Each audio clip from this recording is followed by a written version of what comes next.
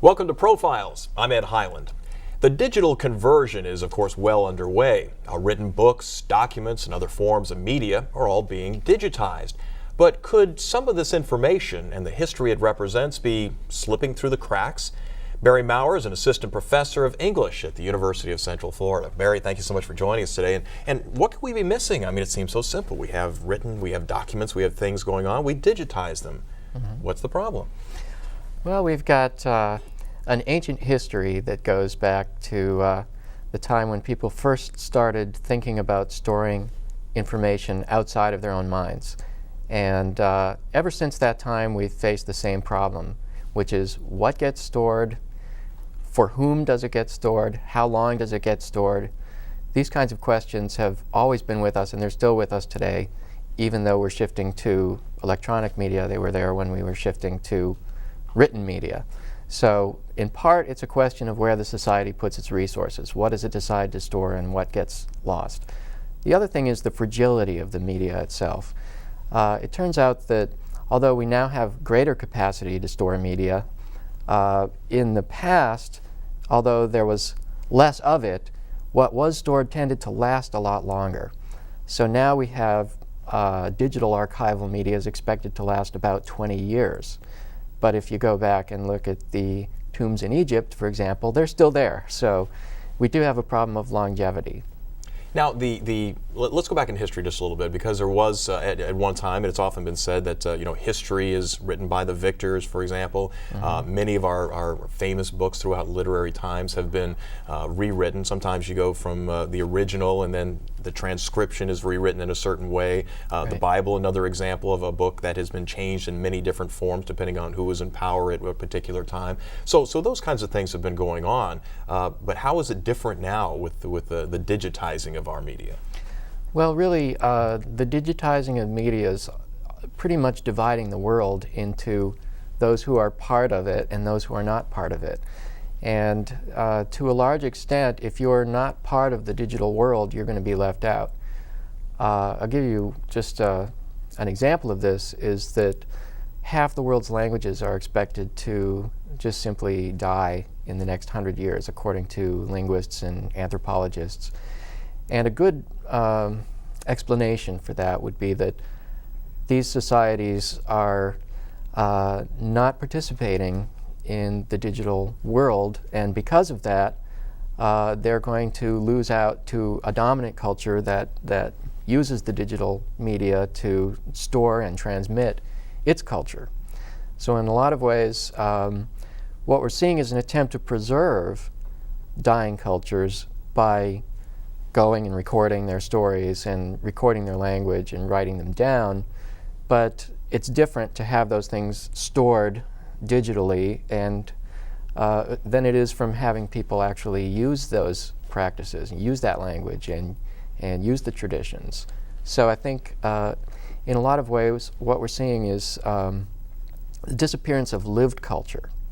And that lived culture is valuable to us in ways that we may not understand, just the same as the disappearance of the rainforest may have some profound effects on us that we don't yet grasp. So there's biological diversity, there's also cultural diversity, and I think both are important. Well, we'd like to save everything, and I think all of us have experienced the oops, I deleted this type of syndrome when something goes out. So you're kind of building, if you will, a monument to all of this. Yes.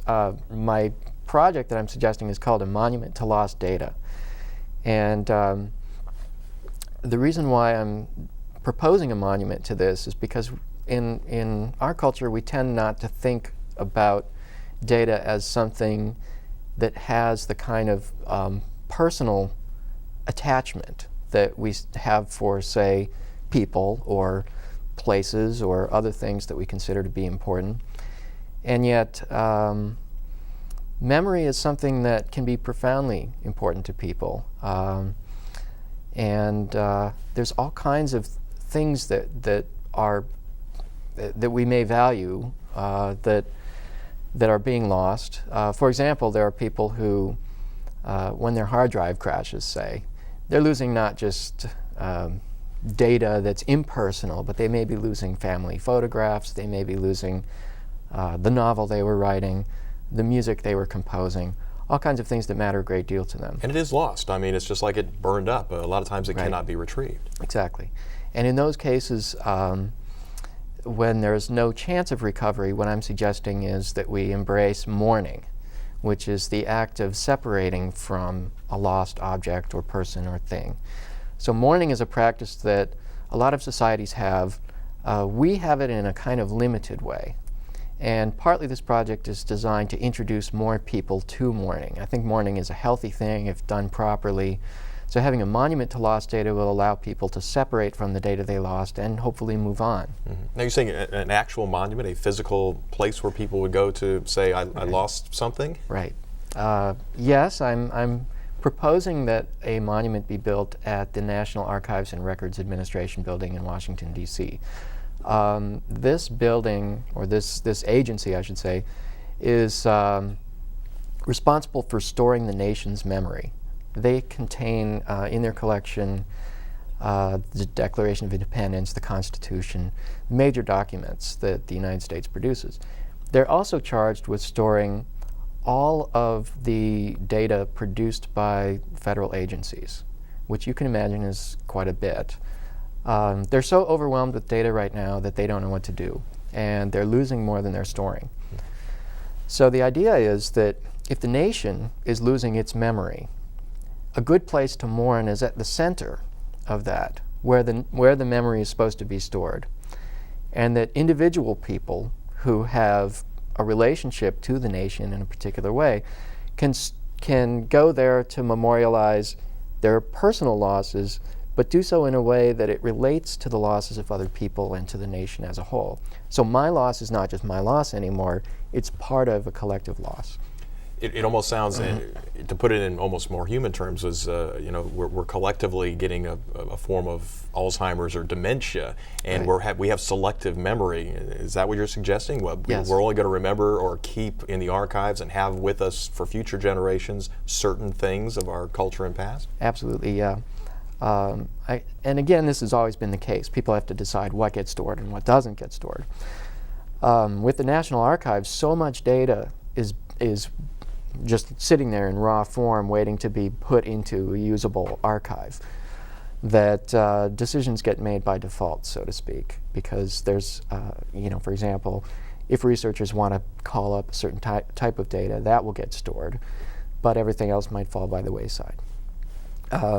One sort of dramatic kind of figure I can give you is that they estimate it would take 150 years to back up the analog media that's waiting to be backed up there. And so those are things like old video from the 1950s or audio recordings from the 40s of, say, fireside chats that Roosevelt gave, photographs, those kinds of things.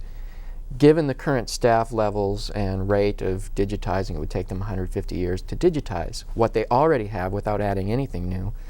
And as I already mentioned, the data or the media that they're using is only expected to last 20 years. So in other words, they would have to restore it again probably 8 times in that period. So we're facing a problem in which we have to decide. In olden days, it may have been that data was fragile because there wasn't enough of it. Now data is fragile because there's too much of it. We have the data existing now in one form, and granted we would like to be able to provide a backup, if you will, or perhaps for future generations some other form, digitized or otherwise, because that would make it more accessible too, because it is such a fragile form.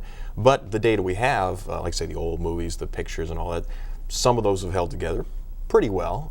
Books certainly, we have some older books. Is it really necessary? Would it be a better investment perhaps to consider preservation techniques for the media we already have? Absolutely, and I'm in favor of those. But the project I'm suggesting is it's based on the supposition that we'll never be perfect in that regard, and that we always have to deal with a remainder, what's left over, what's left out. And I think, in fact, that remainder is going to grow. There's sort of 2 approaches to problems that we have as far as thinking about how we're going to deal with official national, collective sorts of problems. One is call it positivist philosophy, which is that we'll find out whatever problems there are, we'll ask all the questions that can be answered, and we'll answer them one at a time until there's nothing left.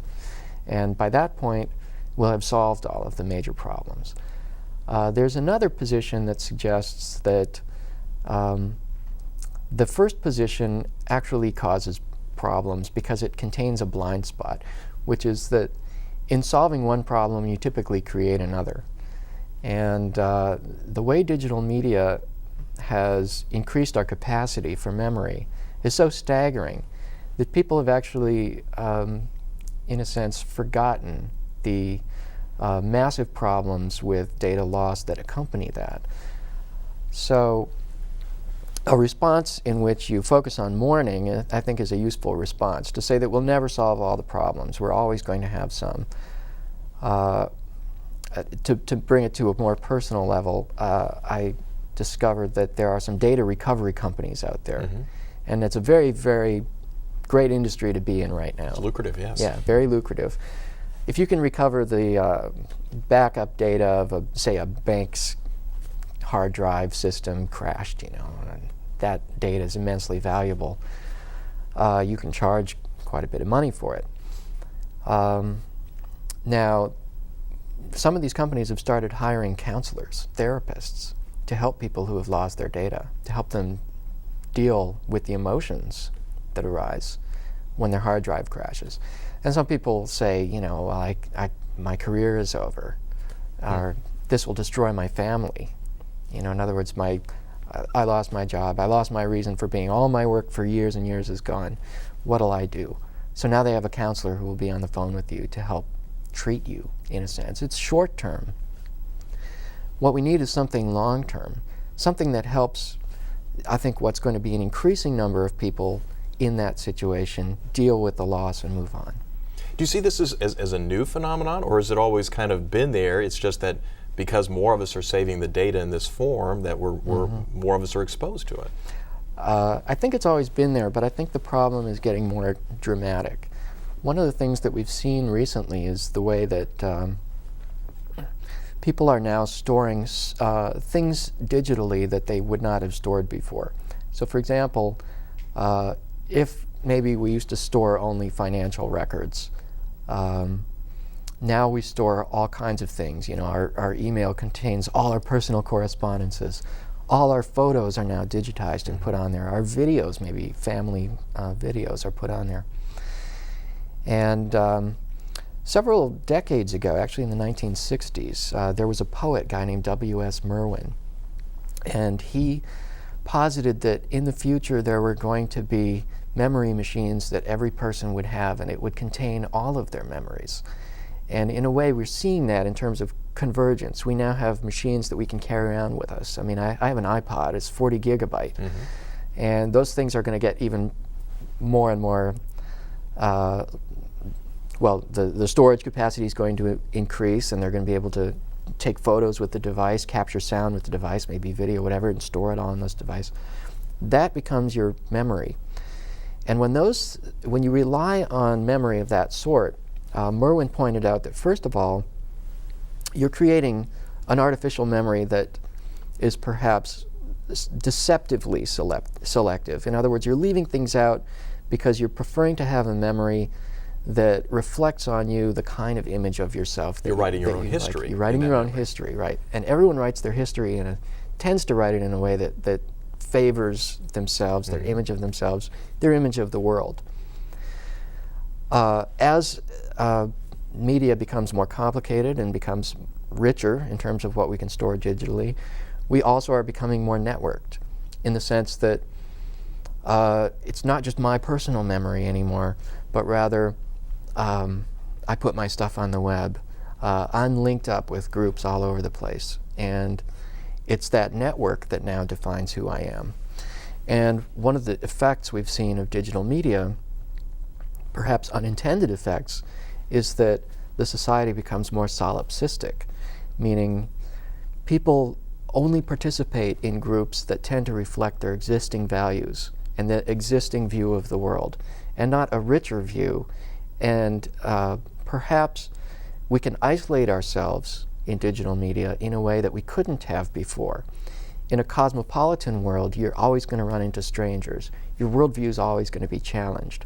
If you live in a digital networked world, you can download the world you want to live in and ignore the rest.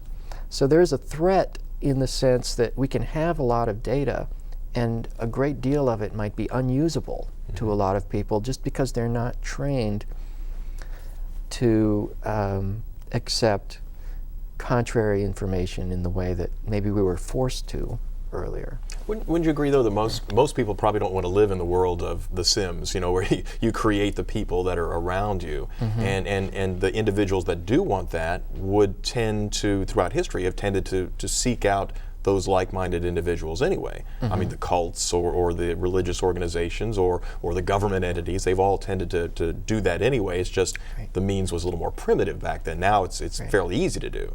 Yeah. Or are you saying that perhaps because this avenue is now open to us, that more people would be willing to be somewhat isolationist and splinter off? Yeah, I think it's possible to be unchallenged. And one of the things that we've seen in terms of just the sort of corporatization of media is we've gone from 3 or 4 major networks to now having enormous number of cable stations. We've gone from a few radio stations to now having XM or online radio where you can have thousands and thousands of choices. But in general, the old system where you had 3 or 4 networks, those networks had to appeal to the nation as a whole, or they couldn't survive. They competed against each other in terms of defining national identity. Now what you have is increasingly splintered groups that participate in smaller and smaller media niches. And you see it not just in the United States, but also in other countries. So that the splintering of Eastern Europe, for example, after the collapse of communism there, resulted in fanatical ethnic divisions that led to civil war. I'm not saying that exact thing's happening in the United States, but you can see how, and this was largely fueled also by new media, by radio and other kinds of things like that were pitched to an audience that was willing to take a very narrow view of the world and not participate in a more cosmopolitan view of the world. So partly what we're seeing is that splintering of audiences and the splintering of media catering to those splintered audiences. Let's go back to the monument if we could and talk a little bit more about the proposal. How would you envision this unfolding, and I mean, would it be a place that we would stop by and visit at some point in time? Perhaps? Yeah. Well, the monument has 2 parts. One is a physical part located at the National Archives. And actually the design I'm thinking about is a mushroom, a big mushroom, because it turns out that mushrooms feed on decay, and they turn decaying matter into something that goes back into the ecosystem and gets used again. The fungus among us? The fungus among us, okay. right. So we have a vital part of the ecosystem, but it's kind of an overlooked part for the most part. It's not a glamorous part of the ecosystem, but without it we really wouldn't have a healthy ecosystem. We don't want to focus too much on decay and loss and waste and those kinds of things. But we need something to deal with it. So this fungus would be growing there on the National Archives and maybe getting bigger over time. I mean, hopefully it would, increase as the amount of data loss increased, this fungus would grow. But the other great thing about mushrooms is that they have a structure called the rhizome, a rhizomatic structure of roots. It's almost like roots, called a mycelium. And the mycelium is a branching structure that goes in the ground. And if you ever look closely at like fungus in the ground, you'll see that it spreads out. And these mycelial structures can spread for miles. And they don't have a central point. It's not like a tree where you have a trunk and then a branch. Sure. They can pop up anywhere. So the idea for the monument is that although there's this physical location at the National Archives, there's also an electronic component of this that it's very analogous to the web. So people can participate by simply uploading their own personal part of the monument that will then be attached through this mycelial structure to the rest of the monument. And now, how do you upload what you've lost? I mean, I've Yes. lost, you lost me there. Okay. Basically, there's two kinds of lost data. There's lost data that leaves a trace, and then there's lost data that leaves no trace. So if you've got a trace of something, maybe a piece of it, you can upload that. If you've lost it completely, what you have, I'm calling it a phantom. You have phantom data syndrome. And phantom data syndrome is like phantom limb syndrome. People who have lost limbs report that they still have feeling in the limb even though it's not there. And they can sense tingling or pain or any kind of thing like that. And people who have lost data that's significant to them have a similar effect, which is when they're in a situation in which it triggers a memory that I've got some data stored somewhere. They at first don't recall that they lost it. They think, I know where that is, I can get it, and then, ooh, I lost it. I'll give you an example. I work with a secretary in the English department, and one day, this is where I got the idea for the project. One day I came upstairs and started talking to her, and she was very upset. She said, my hard drive crashed. Every departmental document that was stored on there is lost. I still have some things backed up on paper, but that's it. So I interviewed her and found out that what she retained in her memory was the structure of the data. There's no way she could reproduce all the documents, but what she remembered was the pathways to particular documents. The folders or the names. Right, yes. right. So for her to mourn that, what would be necessary would be for her to recall the pathways. That would be the phantom. So she could reproduce that phantom. She could find, for example, similar structures that might mimic or be similar to the structure that she lost, that would remind her of that structure. So part of letting go of something that you've lost is to be reminded of it. There's a paradox there. So in terms of what you upload, it's this phantom or this trace. It sounds like you're crossing a little bit from the English department into the psychology department here, because you were looking at something that might be a catharsis for people, or something that would help them, as you say, mourn this loss of data. Right. Yeah. In fact, my work has always been interdisciplinary, and psychology is a major area of interest. And of course, this also crosses over with digital media, computer science. I think there's a lot that I don't want to do this work alone, put it that way. I'm looking for collaborators. Artists are necessary for this, because in terms of thinking about a monument structure that would appeal to people, that would have a cathartic effect on them, it has to be aesthetically appealing. And I studied monuments for a while. I actually taught a few courses in what I called Monumentality as a logic, as a way of thinking. And you find out that monuments have a history, they have forms, they have genres, and there are new types of monuments being invented that I think are specifically electronic, that could not have been imagined in a previous era. And yet they retain some features of monuments from previous eras, but they're not quite the same. One example is the AIDS quilt, which is the formal name for it is the Names Project. Sure, very visual, very impacting, yes. Right. And in that project, if you're mourning someone who's died of AIDS, you produce a fabric square, I think it's 3 feet by 3 feet, that monumentalizes that person. And then your square gets attached to this quilt, which is now the size of, I think, hundreds of football fields. And so the monument is nothing but personal contributions, and yet the entire thing taken together is a collective monument. And I've actually walked through an exhibition of part of it, and it's absolutely overwhelming. It was in a football stadium. There wasn't a person there who was dry-eyed, and it was just intensely overwhelming. So there's an aesthetic form that works, and people want to contribute to it. So you could have video components. I mean, people have lost parts of videos or pictures that they've saved, Right. and the music. You also being a musician, things that perhaps were the beginnings of a wonderful composition, and suddenly were lost except for a few bars. Right. And all those could be parts of the mushroom, is what you're saying. Right, right, yeah. So we've got this mushroom that keeps growing, and it's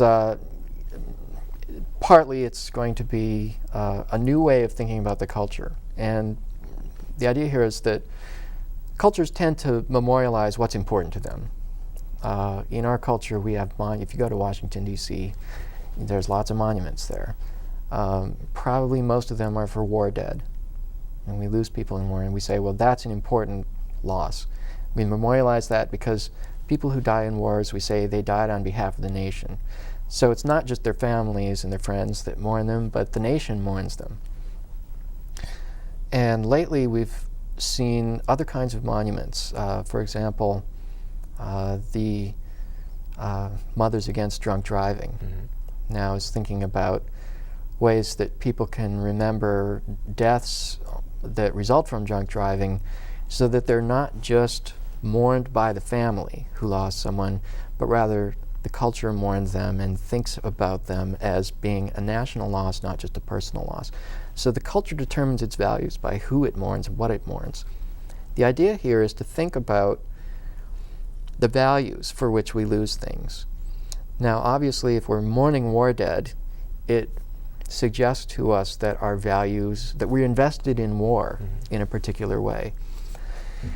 If we're mourning drunk driving deaths, it suggests to us that we're invested in driving and that we're willing to pay a price to drive. We're willing to pay a price to own cars, personally be able to drive when we want to, and that price is 30,000 deaths a year.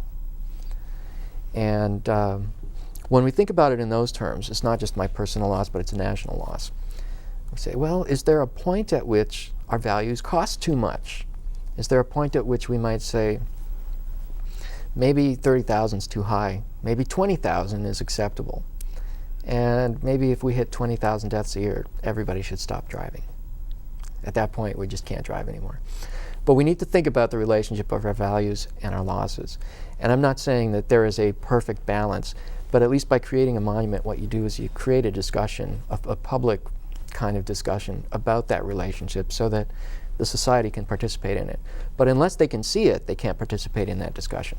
Well, we'll catch up with you at some point in the near future so we can get a better idea of what's happening with the Monument to Lost data, and maybe we'll get a chance to visit ourselves in Washington, D.C. Great. Barry Maurer, thank you so much for joining us today. Thank you. It was a pleasure. And so ends another edition of Profiles. I'm Ed Hyland. Thank you so much for joining us.